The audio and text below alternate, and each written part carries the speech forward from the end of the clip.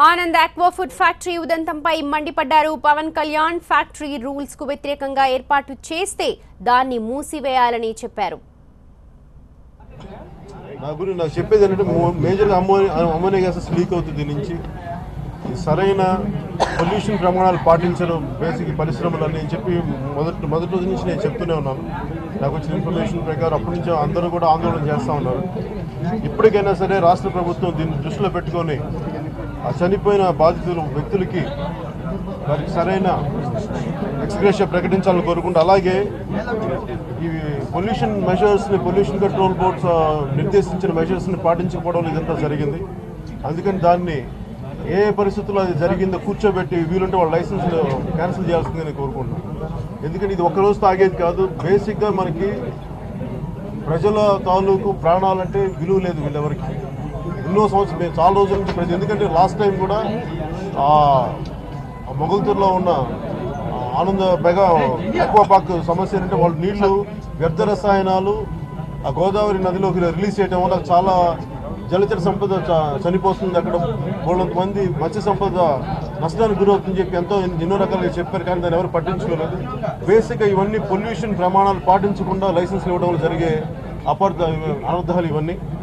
అందుకని ఇప్పటికైనా రాష్ట్ర ప్రభుత్వం యాజమాన్యానికి ఒత్తాసు పలకుండా ప్రజలకి సంక్షేమం కోసం వారికి న్యాయం జరిగేలా చర్యలు తీసుకోవాల్సిందిగా, అలాగే తుందూరు కోసం ఆక్వా ఫుడ్ పార్క్ దానివల్ల వచ్చే పొల్యూషన్ వల్ల మా జీవితాలు పాడవుతాయని ఆందోళన చేస్తున్న ఆందోళనకారుల మీద ప్రజల మీద ఇప్పటికైనా ఇంకా దాడి ఆపాలని మనస్ఫూర్తిగా నేను నివేదిస్తున్నట్టు రాష్ట్ర ప్రభుత్వానికి. లేదంటే ముందు ఇవి చాలా విపత్కర పరిస్థితులు దారితీస్తాయి. ఇప్పటికైనా ప్రభుత్వం మేల్కొల్సిందని నేను కోరుకుంటున్నాను.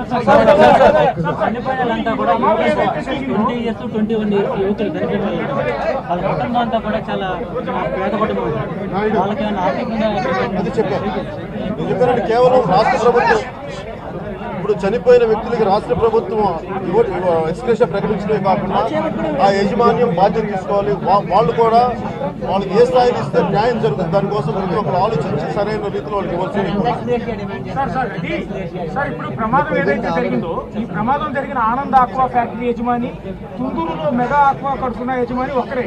అంటే నేను అనేది ఏంటంటే యాజమాన్యం ఎవరు ఒకళ్ళిద్దరు వేరే వాళ్ళైనా కానీ జరిగే అనర్థాలు ఒకటే అవుతాయి కదా. ఇప్పుడు నేను వ్యక్తుల్ని ఏం చేసి టార్గెట్ చేయడానికి కాదు. ఎందుకంటే జరుగుతున్న వీళ్ళు ఆ ప్రమాణాలు పాటించరు. పొల్యూషన్ కంట్రోల్ బోర్డు నిర్దేశించిన ప్రమాణాలు వీళ్ళు ఎవరు పాటించరు.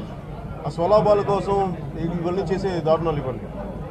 అలాగే ఎంత డబ్బులు ఇస్తే ఎంత ఎక్స్గ్రేషియా ఇస్తున్నా అది నేను కూర్చోబెట్టి ఒక ప్రాణానికి నేను విలువ కట్టలేను. దానికి తగినంతనే మాట్లాడుతున్నప్పుడు నేను కనీసం వాళ్ళకి ఎంత ఉంటుంది, వాళ్ళ కుటుంబాలు ఎంతమంది ఆధారపడుతున్నారు, వాళ్ళందరికీ రోడ్ల మీద రాకుండా వాళ్ళ పిల్లలకి వాళ్ళ తల్లిదండ్రులకి ఇలాంటి తగురీతులు ఇవ్వాలని కూర్చుని. ఎందుకంటే నేను కూర్చోబెట్టి దానికి 10 లక్షలు చెప్పొచ్చు, 5 లక్షలు చెప్పొచ్చు, దానికి అంతులేదు దానికి.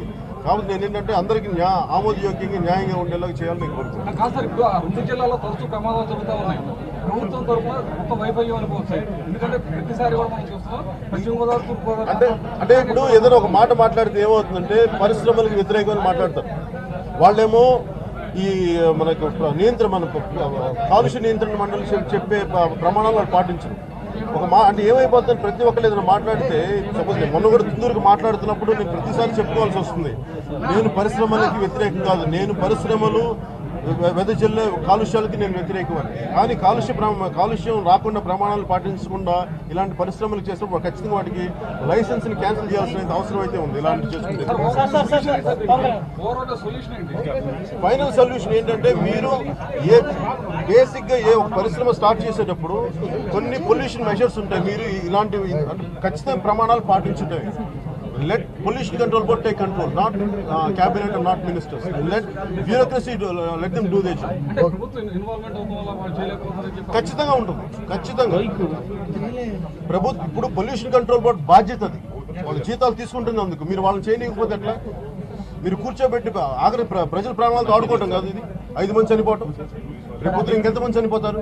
ఒక మొత్తం ఊర్లు అయిపోతాయి ఇట్లాగే అమోనియాలు వెదజల్లి. అధికారులు జాగ్రత్తగా పనిచేసి తప్పుడు రిపోర్ట్లు ఏమంటేనే అధికారి మీద దాడి చేసిన ఘటన అధికారులు. ఇందాక కూడా అదే మాట్లాడంటే మీరు బ్యూరోక్రాటిక్ సిస్టమ్ని వీకెన్ చేయకండి. ఇది మన ఇంక్లూడింగ్ మీరు పొలిటికల్ ఇన్ఫ్లుయెన్స్ వల్ల, పొలిటికల్ మజిల్ వల్ల అది చేసే కొద్ది ఏమైపోద్ది అంటే చేసే అధికారులు చిత్తశుద్ధిన అధికారులు కూడా భయపడతారు. ఎంత చేసినా మాకు లాభం ఉండదని చెప్పి. అందుకని ఈ సందర్భంలో నేను కోరుకునేది ఏంటంటే let pollution control board do they job.